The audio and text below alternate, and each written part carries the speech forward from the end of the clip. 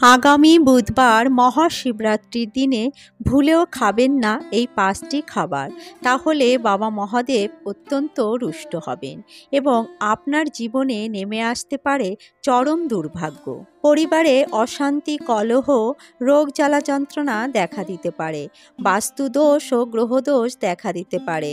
ফলে দুর্ভাগ্য, অর্থকষ্ট ও নানা রকম সমস্যায় ভুগতে হতে পারে সারা বছর। বাবা মহাদেবের কৃপা ও আশীর্বাদ থেকে বঞ্চিত হতে পারেন। নমস্কার বন্ধুরা, রিঙ্কু রায় ব্লগ চ্যানেলে আপনাদের সবাইকে অনেক অনেক স্বাগত। আশা করছি বন্ধুরা আপনারা সকলেই বাবা মহাদেবের কৃপায় অনেক ভালো আছেন এবং সুস্থ আছেন। বন্ধুরা, সামনেই আসতে চলেছে মহাশিবরাত্রি। আমাদের হিন্দু সনাতন ধর্মে মহাশিবরাত্রির বিশেষ গুরুত্ব, মাহাত্ম্য রয়েছে। বন্ধুরা, মহাশিবরাত্রির আর বেশি দিন নেই, তাই আপনারা যদি মহাশিবরাত্রির দিনটি সুন্দরভাবে পালন করতে চান তাহলে অবশ্যই এই নিয়মবিধিগুলি মেনে চলবেন। ফাল্গুন মাসের কৃষ্ণপক্ষের চতুর্দশী তিথিতে মহাশিবরাত্রি পালন করা হয়, যা ভগবান শিবের উদ্দেশ্যে সমর্পণ করা হয়। বন্ধুরা, মহাশিবরাত্রির কথাটি হলো মহান শিবের রাত্রি। শিবরাত্রি বাস্তবে হিন্দু পঞ্চাঙ্গ অনুসারে প্রত্যেক মাসেই আসে, তবে মহাশিবরাত্রির বিশেষ মাহাত্ম্য রয়েছে। মূলত শিবরাত্রি রাত্রিবেলা পালন করা হয়। মানা হয়ে থাকে যে এই দিনে মাতা পার্বতী ও ভগবান শিবের বিবাহ হয়েছিল, তাই এই দিনটি সমস্ত হিন্দু ধর্ম অবলম্বী মানুষদের কাছে খুবই গুরুত্বপূর্ণ এবং মহত্বপূর্ণ। বিশ্বাস করা হয় যে এই দিনে উপবাস থেকে শিবের মাথায় জল অর্পণ করলে এবং বাবা মহাদেবের বিশেষ পুজো অর্চনা করলে বাবা মহাদেব সেই ভক্তের সমস্ত মনস্কামনা পূর্ণ করেন। তাই এই পবিত্র দিনটি আমাদের ভক্তি ও শ্রদ্ধার সাথে পালন করা উচিত এবং এই দিনে কিছু নিয়মবিধি রয়েছে যা আমাদের সকলকেই মেনে চলা উচিত। এছাড়া খাদ্য খাবারেরও রয়েছে বিশেষ ভূমিকা এবং বিশেষ কিছু নিয়মবিধি, সেগুলিও আমাদের সকলকেই মেনে চলা উচিত। তাই আজকের ভিডিওতে আমি আপনাদের জানাবো মহাশিবরাত্রির দিনে কি কি নিয়মবিধি মেনে চলবেন এবং খাদ্য খাবারের ক্ষেত্রে কি কি বিধিনিষেধ মেনে চলবেন, অর্থাৎ কোন 5টি খাবার আপনারা এদিনে ভুলেও গ্রহণ করবেন না, সে বিষয়ে বিস্তারিত আলোচনা করব আজকের ভিডিওটির মাধ্যমে। তাই আমার সকল শ্রোতা বন্ধুদের কাছে বিশেষ অনুরোধ, ভিডিওটি সম্পূর্ণরূপে মনোযোগ সহকারে শ্রবণ করবেন এবং ভালো লাগলে লাইক, শেয়ার, কমেন্ট করবেন। আর আমার চ্যানেলে নতুন বন্ধু হয়ে থাকলে চ্যানেলটি সাবস্ক্রাইব করে আমার পাশে থাকবেন। তো চলুন বন্ধুরা, ভিডিওর মূল পর্বে যাওয়া যাক। বন্ধুরা, এবছর 2025 সালে মহাশিবরাত্রি পড়েছে ইংরাজি 26শে ফেব্রুয়ারি 2025 এবং বাংলার 13ই ফাল্গুন 1431 বুধবার দিন।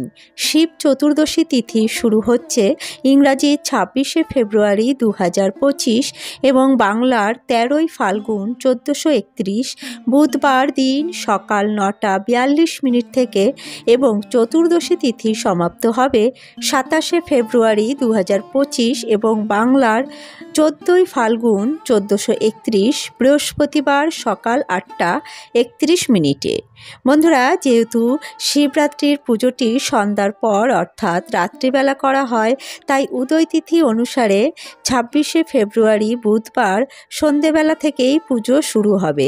তবে যারা পুজো করতে চান সকালবেলায়, তারা বুধবার দিন সকাল 8:31 পর থেকে যে কোনো মন্দিরে গিয়ে আপনারা বাবা মহাদেবের পুজোটি করতে পারেন এবং বাবা মহাদেবের মাথায় জল অর্পণ করে বাবা মহাদেবের কৃপা ও আশীর্বাদ লাভ করতে পারেন।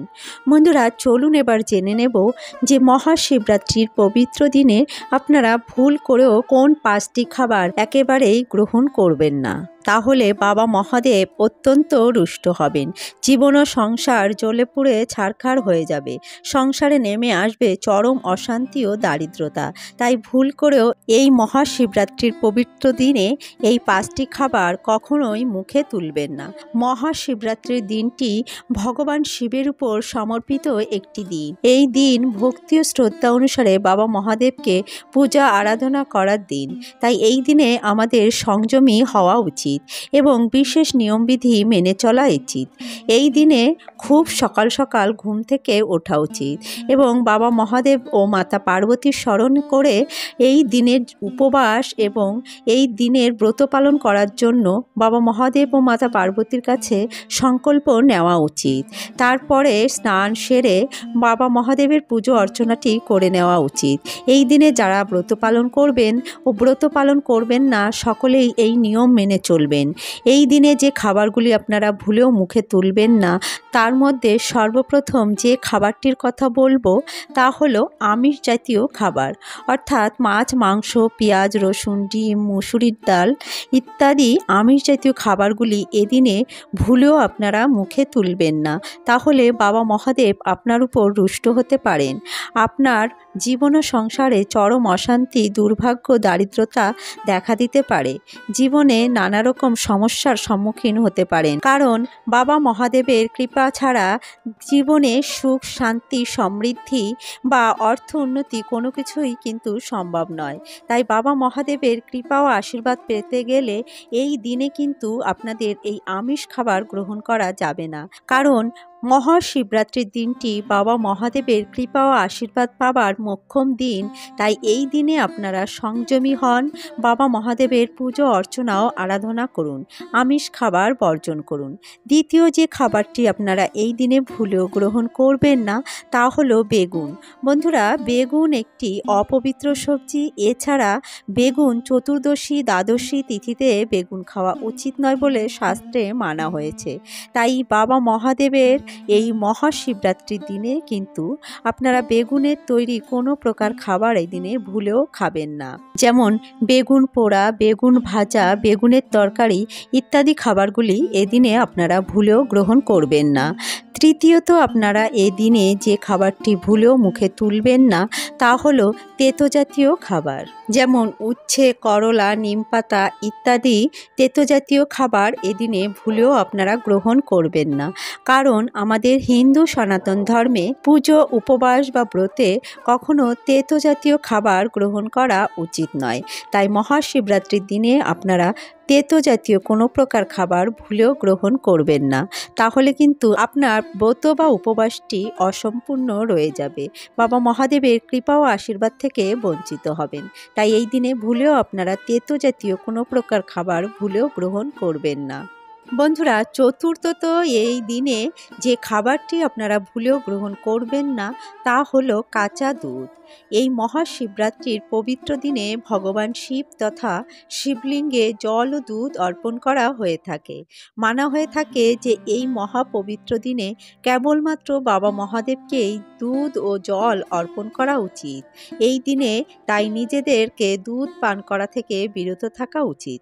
তাছাড়া কাঁচা দুধে নানা রকম ব্যাকটেরিয়া থাকে, যার ফলে আমাদের শরীরে নানা রকম রোগ জ্বালা যন্ত্রণার সৃষ্টি হতে পারে।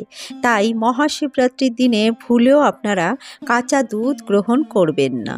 পঞ্চমত, এই দিনে আপনারা কোনো প্রকার নেশা জাতীয় জিনিস গ্রহণ করবেন না, মদ্যপান এদিনে ভুলেও করবেন না। এছাড়া বন্ধুরা, আপনারা যারা ব্রত পালন করবেন তারা ভুলেও ভাত, ডাল, রুটি, তরকারি, সুজি, আটা, ময়দার তৈরি কোনো প্রকার খাবার আপনারা এদিনে ভুলেও গ্রহণ করবেন না, অর্থাৎ পঞ্চরবি শস্য, চাল, ডাল, আটা, ময়দার তৈরি কোনো প্রকার খাদ্য কিন্তু এদিনে গ্রহণ করা যাবে না, তাহলে কিন্তু আপনার ব্রত ভেঙে যাবে, আপনার মনস্কামনা অপূর্ণ রয়ে যাবে এবং আপনার উপবাস বা ব্রত অসম্পূর্ণ থেকে যাবে, বাবা মহাদেবের কৃপা ও আশীর্বাদ থেকে বঞ্চিত হবেন। বন্ধুরা, অনেক শিবভক্ত আছেন যারা নির্জলা উপবাস করে থাকেন বাবা মহাদেবের কৃপা ও আশীর্বাদ লাভের জন্য, এবং এমন অনেক শিবভক্ত আছেন যারা শুধুমাত্র বাবা মহাদেবের কৃপা ও আশীর্বাদ লাভের জন্য নয়, তারা শুধুমাত্র বাবা মহাদেবকে প্রসন্ন করার জন্য নির্জলা উপবাস করে থাকেন। মহাশিবরাত্রির দিনটি অত্যন্ত সংযমের সাথে পালন করেন, পুরো দিন নির্জলা উপবাস করে থাকেন। কিন্তু যাদের পক্ষে সম্ভব নয় তারা শাক, সবজি, ফল মূল এবং সাবুদানার তৈরি নানা রকম সাত্ত্বিক খাবার গ্রহণ করে আপনার উপবাসটি পালন করতে পারেন। আর যারা ব্রত পালন করবেন না তারা এদিনে ভুলেও কোনো প্রকার আমিষ জাতীয় খাবার খাবার কিন্তু গ্রহণ করবেন না। চেষ্টা করবেন এই দিনে নিরামিষ আহার গ্রহণ করার এবং এই দিনে কারো সঙ্গে বাজে ব্যবহার না করার, কাউকে বাজে কথা কটু কথা না বলার, অযথা এদিনে কারো সঙ্গে ঝগড়াঝাঁটি অশান্তি বিবাদে জড়াবেন না। এদিনে আপনার সাধ্যমতো গরিব দুঃখীকে দান করবেন, অবলা জীবজন্তু পশু পাখিকে খাবার খাওয়াবেন, বিশেষ করে নন্দী মহারাজ এবং গোমাতাকে খাবার খাওয়াবেন। এতে বাবা মহাদেব অত্যন্ত প্রসন্ন হবেন। বন্ধুরা, এইভাবে সংযমের সাথে ও কিছু নিয়মবিধি মেনে মহাশিবরাত্রির দিনটি পালন করতে পারলে বাবা মহাদেবের অশেষ কৃপা ও আশীর্বাদ লাভ করতে পারবেন এবং আপনার কাঙ্ক্ষিত মনস্কামনাটি বাবা মহাদেব অবশ্যই পূর্ণ করবেন। বন্ধুরা, আজকের ভিডিওটি এখানেই শেষ করছি। আশা করছি ভিডিওটি আপনাদের সমৃদ্ধ করেছে। ভিডিওটি ভালো লাগলে অবশ্যই একটি লাইক করবেন এবং অন্যদের সাথে ভিডিওটি শেয়ার করবেন। আর বাবা মহাদেবের ভক্ত হয়ে থাকলে হর হর মহাদেব লিখে একটি কমেন্ট করবেন। আমার চ্যানেলে নতুন বন্ধু হয়ে থাকলে চ্যানেলটি সাবস্ক্রাইব করে আমার পাশে থাকবেন এবং পাশে থাকা বেল আইকনটি প্রেস করে রাখবেন। তাহলে আমার প্রতিদিনের নিত্য নতুন ভিডিওগুলির নোটিফিকেশন আপনারা পেয়ে যাবেন। বন্ধুরা, ভিডিওটি সম্পূর্ণ দেখার জন্য আপনাদের অসংখ্য ধন্যবাদ। আসছি পরবর্তী একটি নতুন ভিডিও নিয়ে। ততক্ষণে আপনারা ভালো থাকবেন, সুস্থ থাকবেন।